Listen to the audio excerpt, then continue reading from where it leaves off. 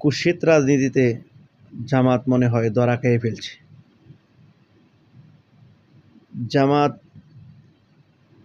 জুলাইয়ের হোল্ডার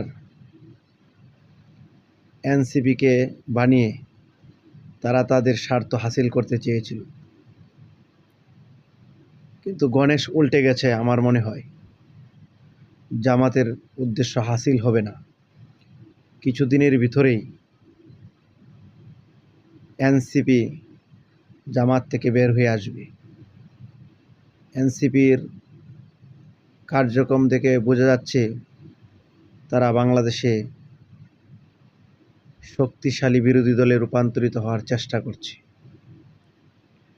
কিন্তু জামাত সেটা মনে হয় বুঝতে পারছে না। আজকে মেন হোল্ডারে আছে